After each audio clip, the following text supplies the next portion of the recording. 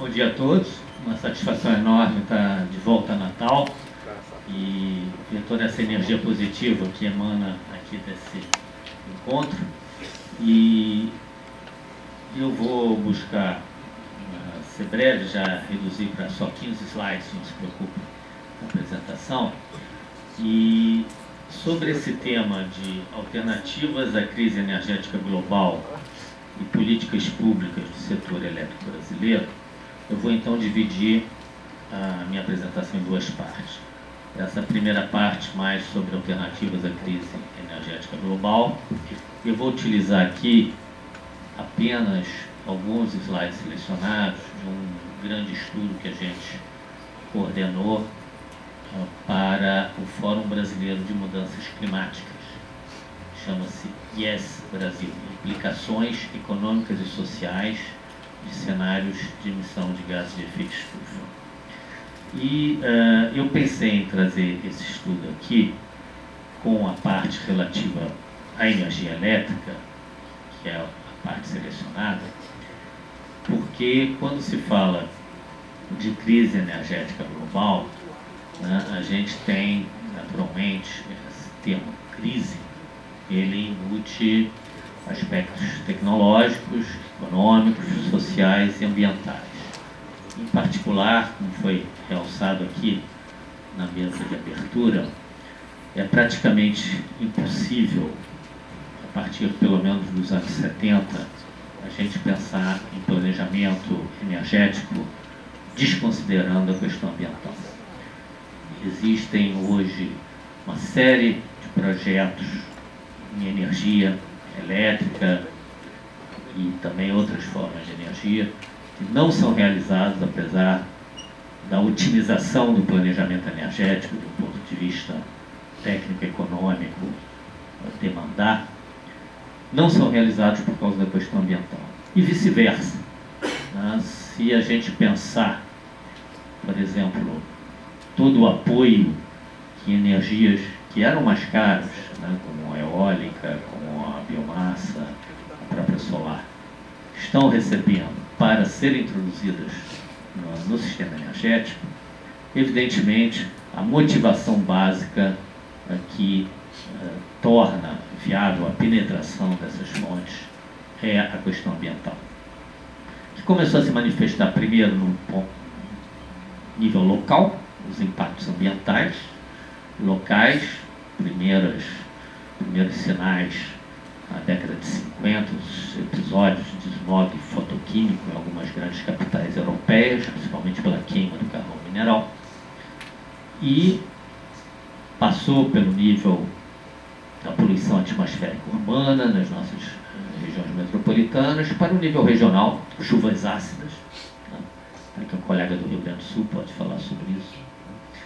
O pessoal do Uruguai andou reclamando que as térmicas do Rio Grande do Sul estavam causando chuva ácida no Uruguai. Não se sabe exatamente, mas, enfim, acho que episódios de chuva ácida na região dos Grandes Lagos Americanos, na Europa Central, há uma grande mancha marrom em cima da Ásia, China e Índia usam muito carvão mineral, causando muita chuva ácida. Então, é um fenômeno também transfronteiriço. Mais da metade dos lagos da Escandinávia, do norte da Suécia, não tem nenhuma forma de vida por causa dos ventos dominantes terem levado, né, a poluição e a acidificação devido à queima do carvão mineral no Vale do Rio Ruhr e na região de Manchester, onde começou a Revolução Industrial. Então, chegamos hoje a um nível global, que é o nível da mudança climática, que o sistema energético, né, é o principal causador no nível global. No Brasil, não era bem assim, até pouco tempo, era o desmatamento que causava a maior parte das emissões brasileiras. Mais recentemente, com sucesso no combate ao desmatamento na Amazônia, também o Brasil se encontra numa situação que as emissões do sistema de energia vão ser as mais importantes dos gases, principalmente o CO2, o dióxido de carbono, que é o maior causador do fenômeno. Então, nós estamos às vésperas da reunião de Paris, a 21ª da Conferência das Partes, da Convenção do Clima, e mais de 145 países já apresentaram suas propostas para cortar emissões que afetam fortemente o sistema energético. Então, esse estudo que a gente fez, que deu subsídio através do Fórum Brasileiro de Mudanças Climáticas para a posição brasileira, que foi anunciada pela presidente Dilma na Assembleia das Nações Unidas e foi encaminhada por escrito também para a Convenção do Clima, nós temos também, daqui para frente, que prestar uma atenção maior ao sistema energético devido a essa questão ambiental. Essa é uma questão estruturante em termos de alternativas para o sistema energético a médio e longo prazo. Fala-se na transição dos combustíveis fósseis para novas formas de energia que não agridam o meio ambiente, não causam mudança climática, chamada economia de baixo carbono. Quer dizer, o Brasil, como a gente vai ver, já tem uma base bem razoável. O sistema energético brasileiro tem hoje 39,5% da energia de origem renovável, já foi mais, já foi 49%, já baixou em 1990, baixou para 41% no ano 2000, voltou para, isso foi feito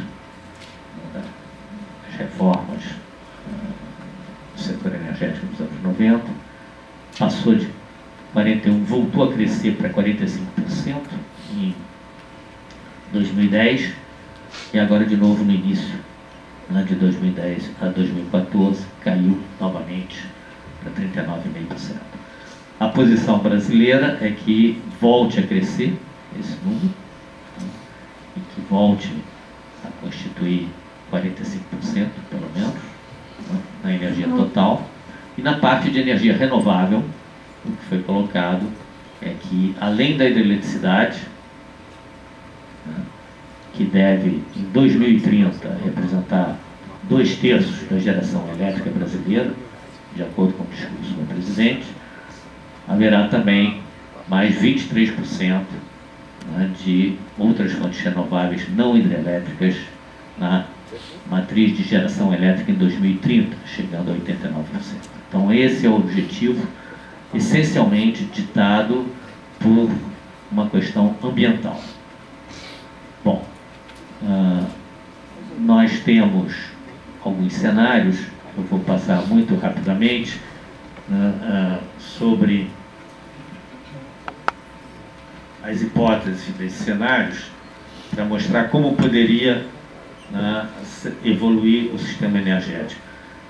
Esse trabalho foi feito no Fórum Brasileiro de Mudanças Climáticas, é uma entidade criada pelo presidente da época, Fernando Henrique Cardoso, que congrega os ministros pertinentes a essa área, governadores, prefeitos e a sociedade de um modo geral, representantes da comunidade científica, do setor produtivo, do setor industrial, agropecuário, transportes, sindicatos e também organizações não governamentais, ambientalistas principalmente. Então, nós tivemos um fórum de cerca de 100 especialistas dessas instituições, um leque bastante amplo da sociedade brasileira, todos os ministérios pertinentes, inclusive o Itamaraty, participando, para elaborar as hipóteses desses cenários, que não são previsões, são também exploratórios do futuro, não são recomendações, não se está recomendando nenhum cenário, apenas para gerar um conhecimento nivelado no debate mais avançado sobre a questão. Então, nós começamos em abril do ano passado, e de abril até março desse ano, a gente trabalhou com 3 cenários. O cenário de plano governamental, que já embute uma série de medidas da Política Nacional de Mudança Climática, aprovada em Copenhague, que fixava objetivos para 2020. E não é um cenário business as usual, já é um cenário com políticas voluntaristas governamentais para reduzir emissões. E nós discutimos com esse fórum de especialistas 2 outros cenários, né, de mitigação adicional. O que mais poderia ser feito para cortar emissões, mantendo o crescimento econômico e o desenvolvimento social? O cenário 1 e o cenário 2, que é mais ousado, dá um corte mais forte. É claro que na época que nós começamos, um ano atrás, nós não tínhamos essa conjuntura de crise, e o Plano Nacional de Expansão do Sistema Energético, né, divulgado pela empresa de pesquisa energética, a EPE, tinha hipóteses muito ousadas de crescimento econômico. O governo tem sempre que se planejar para um crescimento energético alto, de forma que não falte energia. Hoje, esse plano está em revisão e os números devem ser bem inferiores, naturalmente, devido a essa queda agora neste ano, no ano que vem. No entanto, do ponto de vista da questão de mudanças climáticas, isso não importa muito. Quer dizer, os números que eu vou apresentar, se eles não forem atingidos em 2030, serão atingidos, espera-se, em 2035, em 2040. A mudança climática vai continuar a nos incomodar, a nossos filhos, a nossos netos, pelo menos até o final do século. Então, é um pouco uma visão, né? A população brasileira deve se estabilizar por volta de 2040. É uma visão de um Brasil a longo prazo, com um PIB que vocês vão ver muito maior, né? A gente, evidentemente, precisa ainda crescer muito a economia para fazer face às mazelas ainda do nosso subdesenvolvimento. E a questão é que sistema energético pode ser sustentável para uma sociedade brasileira avançada a longo prazo. Então, um pouco nessa linha que esse estudo trabalhou, e a gente vai ver as repercussões do sistema elétrico, que é o nosso foco do dia de hoje. Então, algumas hipóteses, né? A economia brasileira vai ter uma transformação muito grande devido ao pré-sal. Vocês vão me dizer, o pré-sal está parado. Sim, está parado, a Petrobras está em crise, né? A conjuntura é negativa. Na segunda parte, quando eu falar de políticas públicas do setor elétrico, quer dizer que a grande vantagem de a gente acumular cabelos brancos é que a gente já viu crises piores do que essa, né? Então a gente tem condições de saber que vamos sair da crise. E o pré-sal, ele, por sorte, né, disse que o Deus é brasileiro. A gente descobriu o petróleo depois de ter construído uma base industrial sem petróleo. E os riscos de doença holandesa, os riscos que México, Venezuela, outros países correram, né, devido à abundância do recurso de petróleo, que é uma bênção, mas pode ser uma maldição também. A gente escapou disso. Então, se for seguido o que foi aprovado no Congresso Nacional, plano estratégico da Petrobras, os planos energéticos do governo colocam de que nós vamos sim desenvolver o pré-sal, mas metade dessa produção será voltada para exportação, para constituir um fundo soberano que vai trazer os recursos para investir, ter 3/4 em educação e 1/4 em saúde. Então, essa é a visão. Então, não significa, né, utilizar o recurso do petróleo, né, para inundar o mercado, baixar o preço dos derivados.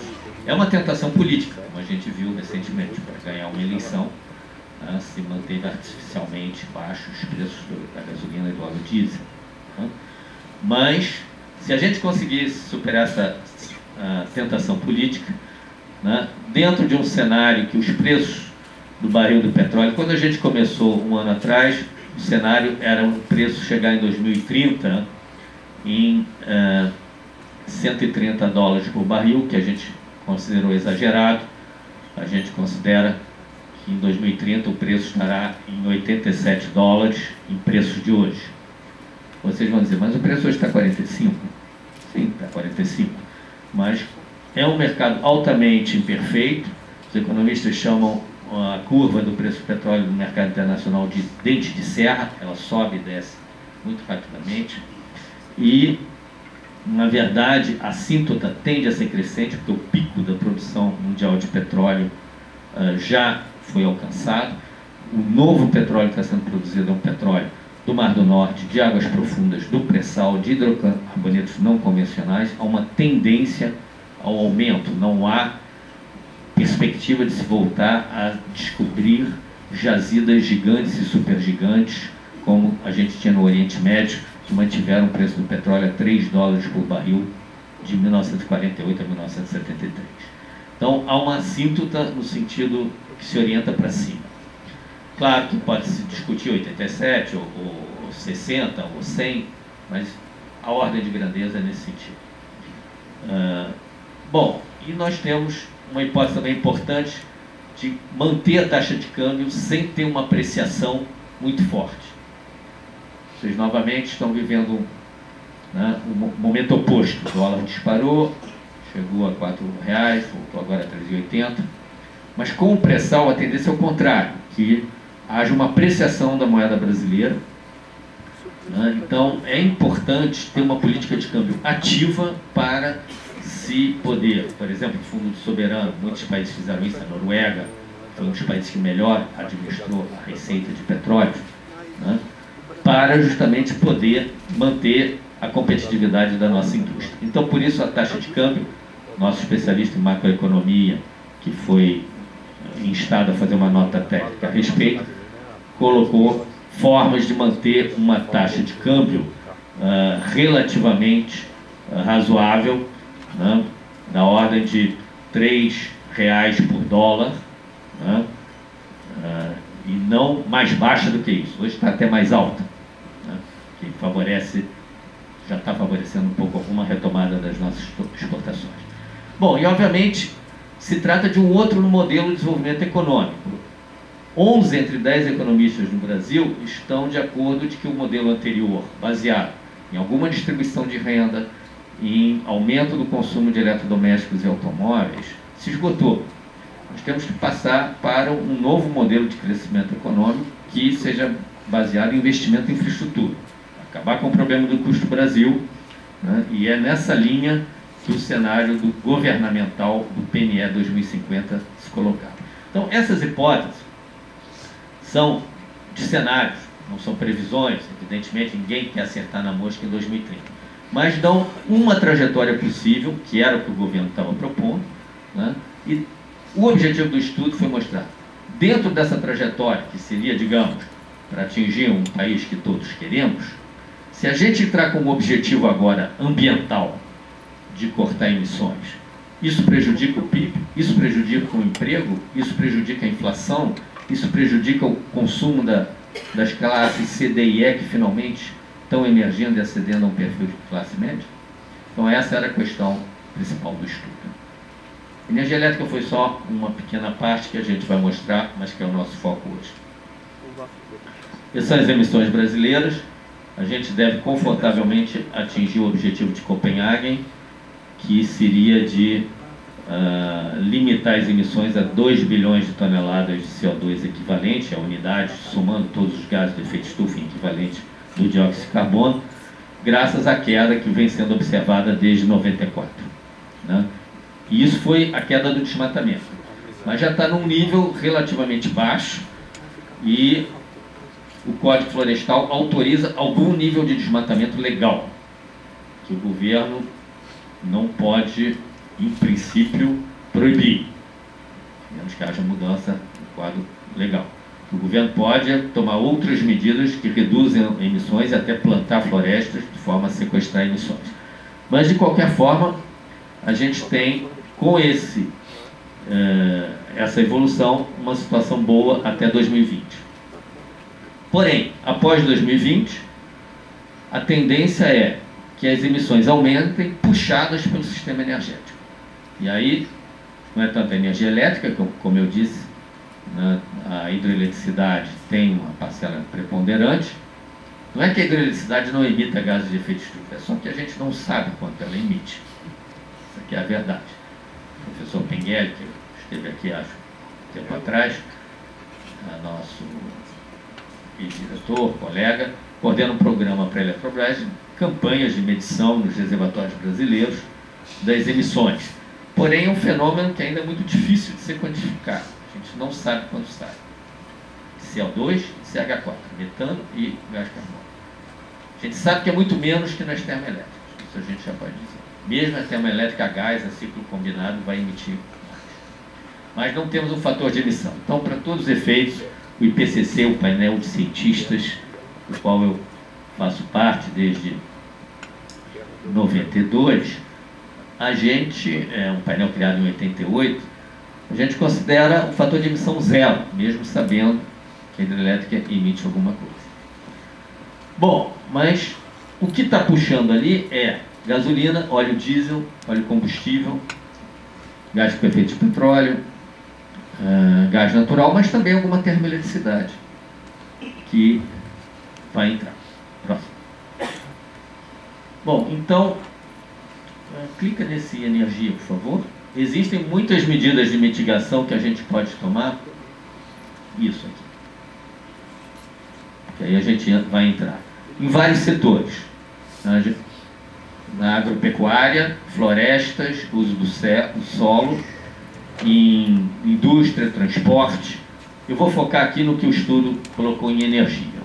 Então tem as hipóteses dos cenários. Primeiro cenário do plano governamental, como chegava em 2030. Esses são números para 2030. Na capacidade instalada de geração a carvão e a gás, em bagaço de cana, em eólica, em geração solar, seja usinas solares conectadas à rede de geração, ou a geração distribuída no setor comercial, industrial, residencial. E a geração hidrelétrica. Então, o governo já previu uma expansão acelerada da hidroeletricidade, da biomassa e solar e eólica, e com os nossos especialistas a gente viu que seria viável, primeiro, limitar a capacidade de termoelétricas a carvão mineral apenas aos projetos já existentes e expansões em andamento. Além disso, lá no Sul temos até uma tese premiada do nosso departamento na COP, é o Prêmio Vale, estudando co-firing em termoelétricas a carvão usando cavacos de madeira. Isso, inclusive, o Brasil tem exportado muito para a Europa, né, para pellets, né, para termoelétricas europeias, justamente fazerem face às restrições de emissões lá. Estima-se que até 25% do carvão mineral de uma termoelétrica possa ser substituído por biomassa renovável de origem florestal, com isso já existente. Bom, a questão da colheita mecanizada, né, da cana-de-açúcar, que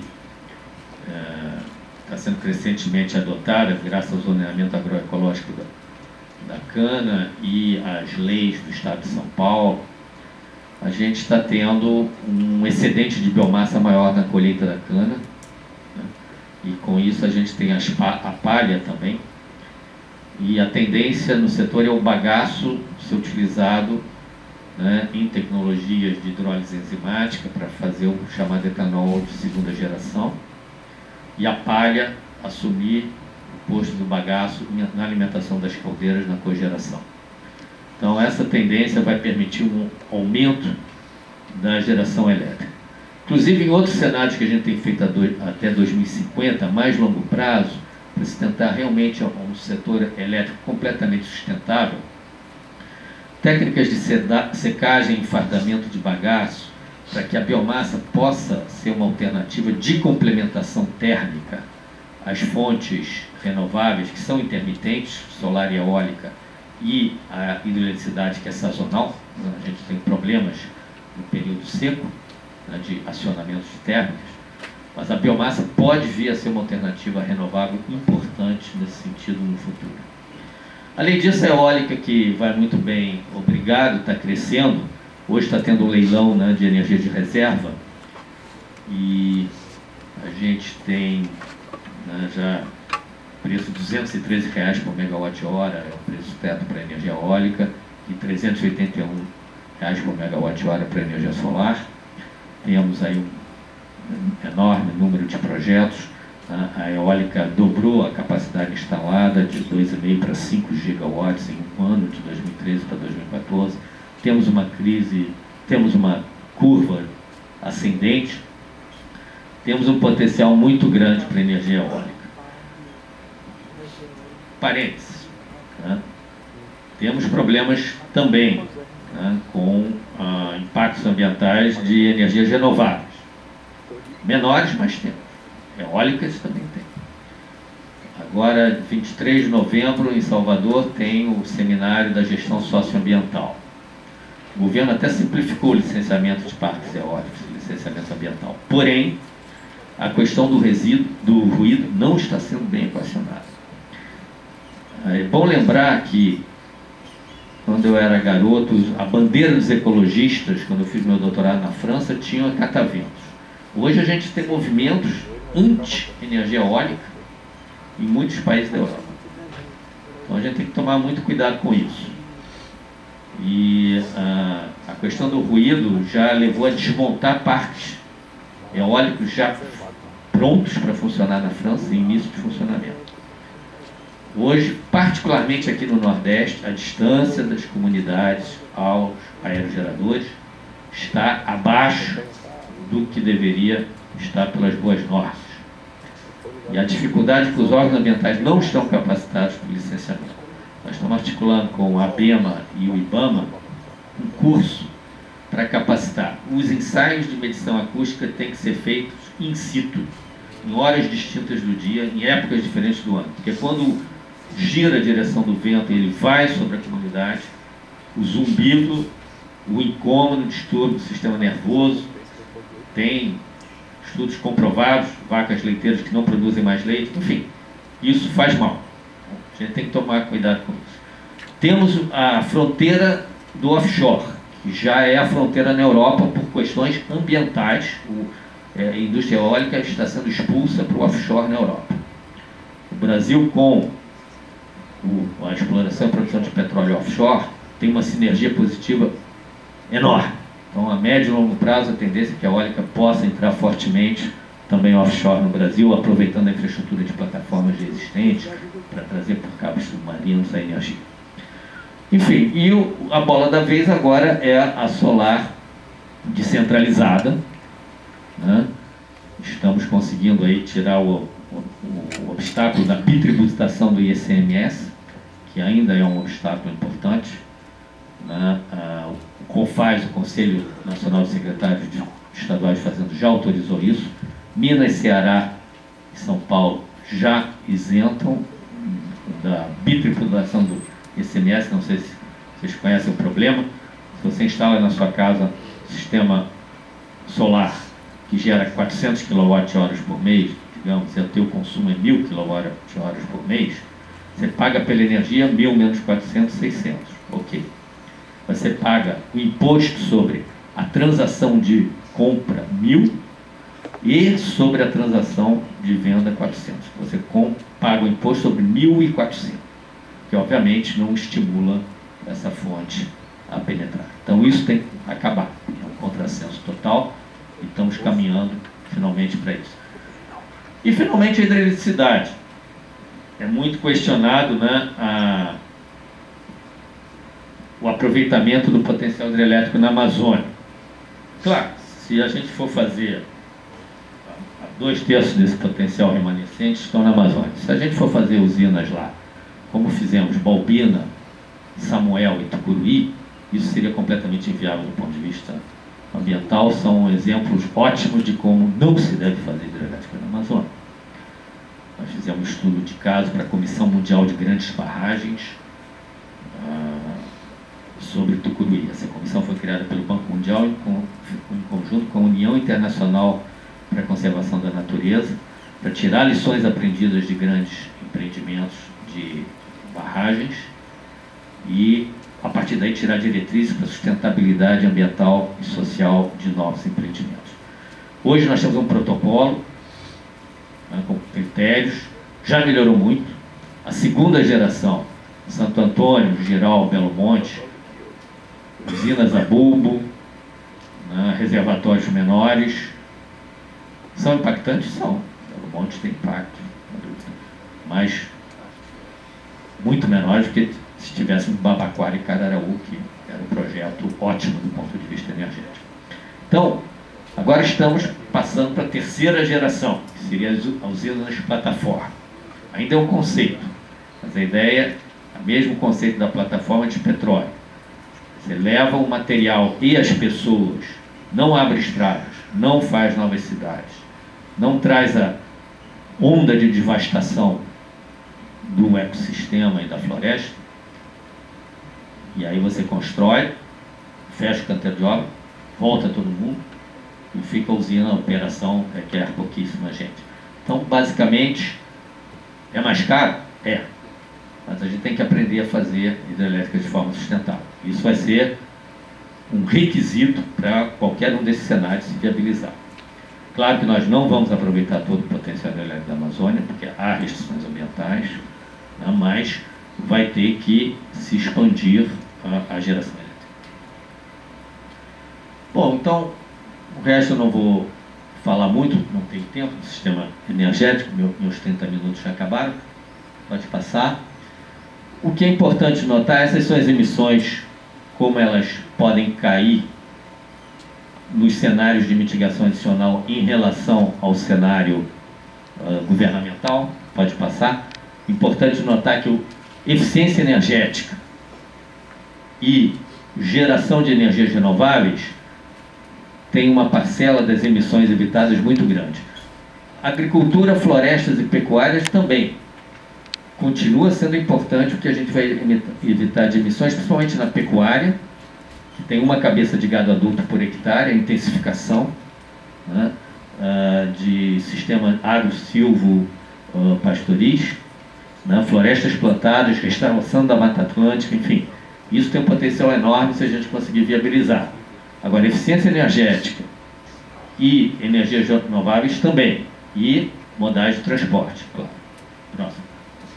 Basicamente, o que a gente está mostrando com esse estudo é que a gente, contrariamente a um mito que existe de que o que é bom para o meio ambiente prejudica a economia social, não foi isso que a gente encontrou como resultado. Nosso modelo macroeconômico mostrou que essas opções que reduzem emissões geram mais emprego. Gerando mais emprego, elas, apesar de serem mais caras em alguns casos, elas compensam a perda da economia devido ao custo maior pelo aumento da geração de empregos, da renda desses novos assalariados e do consumo que eles induzem. Então dá um efeito que compensa, você consegue manter praticamente o nível de produto econômico e na distribuição de renda, como a renda das classes de mais baixa renda é um emprego, é um salário, na verdade isso melhora o coeficiente de Gini um pouco, né, contribui para diminuir a desigualdade da distribuição de renda. Então nós temos, nesse sentido, principalmente a biomassa, né, o etanol tem um potencial enorme, ele viveu uma crise, está saindo da crise. O Brasil, para vocês terem uma ideia, em 1975, quando foi lançado o Proálcool, a gente fazia 3.600, 4.000 litros de etanol por hectare ano. Hoje, com a curva de aprendizado tecnológico, nós estamos fazendo cerca de 7.000, quase dobro. Nós temos 3 usinas, 2 já em operação e uma terceira em construção, de etanol de segunda geração. Estados Unidos tem 3 também. Os resultados iniciais das usinas de etanol de segunda geração estão dando números da ordem de 21.000 litros por hectare ano, ou seja, 3 vezes mais. Então nós temos um potencial, esse país tem terra, água, recursos para fazer soja, pecuária, carne, frango e também bioenergia de uma forma sustentável, sabendo fazer. Zoneamento agroecológico da cana parece essencial. No Pantanal, não, evidente. Na Amazônia, não, evidente. Isso fazer direito, com as técnicas adequadas, né? Colheita mecanizada, por exemplo, da cana, irrigação só de salvação. Está começando a entrar no Mato Grosso do Sul um pouco de cana irrigada. Pode ser por pivô central, porque isso não é sustentável A gente está com a crise hídrica, a gente sabe que a causa da crise hídrica é a agricultura, irrigada, que é consome 70% da água do país. Então, basicamente, a gente sabe fazer, tem que ter a política pública adequada. Então, essencialmente, o recado que a gente chegou é esse: a gente pode cortar bastante e, ao invés de voltar a aumentar as emissões a partir de 2020, continuar nessa trajetória mais ou menos descendente, que é o que o país, na verdade, precisa para contribuir para estabilizar a temperatura no nível de mais 2 graus centígrados no máximo em relação ao que era antes da Revolução Industrial, que é o objetivo aprovado na Convenção do Clima. Então a gente tem esse panorama global e como o Brasil se insere dentro desse. Agora, pode... 2 palavras para terminar, desculpa. Um pouco... Consegui limitar em 30 minutos com os slides, mas... Os comentários agora sobre política pública do setor elétrico, muito rapidamente. Quer dizer, sou de uma geração que de 21 horas às 22 horas não tinha energia elétrica, por causa do racionamento em 1960 e poucos. Antes da criação da Eletrobras, a gente já viu crises tremendas, sucateamento da Light, por exemplo, aguardando a privatização, a estatização, para não voltar ainda mais para trás. Tivemos, no início dos anos 80, com a recessão, algo que as tarifas do setor elétrico não acompanharam a inflação. Tivemos a revisão tarifária, a crise financeira do setor elétrico. Tivemos nos anos 90 uma reforma desastrada, buscando impingir um modelo bom para a Inglaterra, para termoelétricas, no nosso sistema baseado em hidroeletricidade, que gerou o apagão de 2000-2001.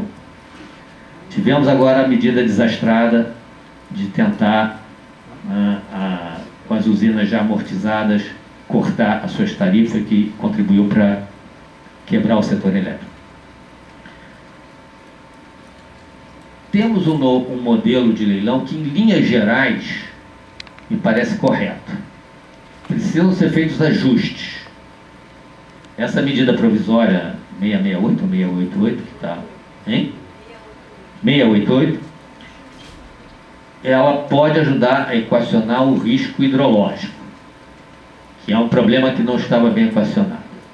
Não pode ficar com as geradoras, obviamente. Claro, as geradoras vão ter que escolher se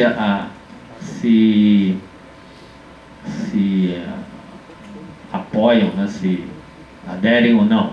Talvez não para esse ano, para o ano que vem, possivelmente. Mas eu acho que a gente pode caminhar por aí.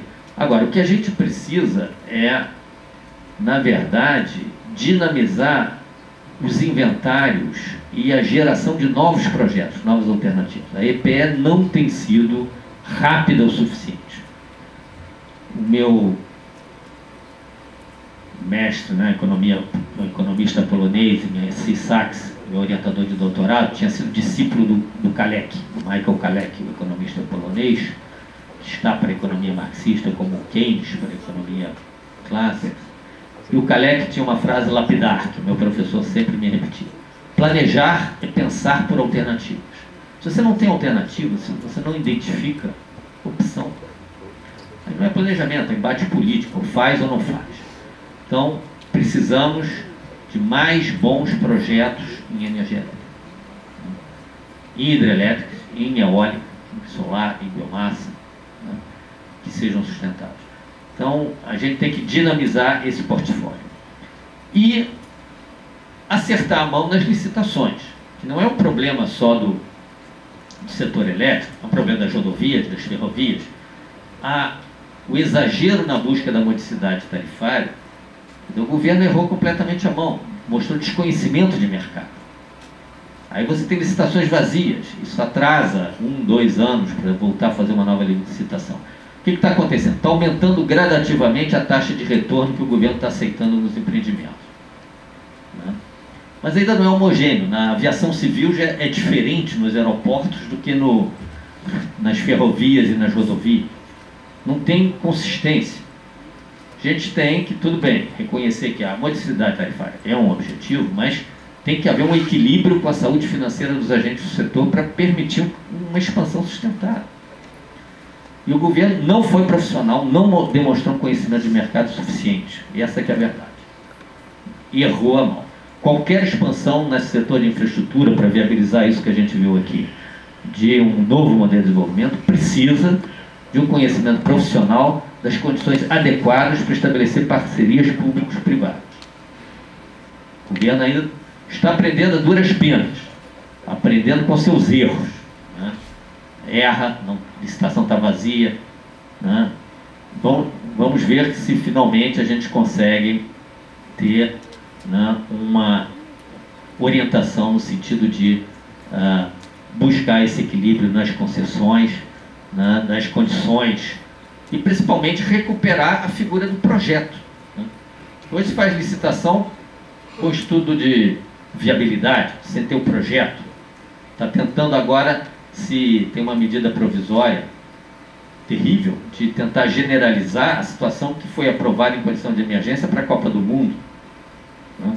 De você fazer licitação com base em estudo de viabilidade e depois quem ganhar a licitação fazer o projeto. Se você não tem o projeto, não sabe o preço. Como é que você faz a licitação dessa forma? Aí dá aditivo de prazo, aditivo de... começa essa confusão. Então, temos que recuperar as condições de estabelecer adequadamente as parcerias público-privadas. Essa é uma questão crucial da política pública do setor elétrico. Obrigado, desculpa.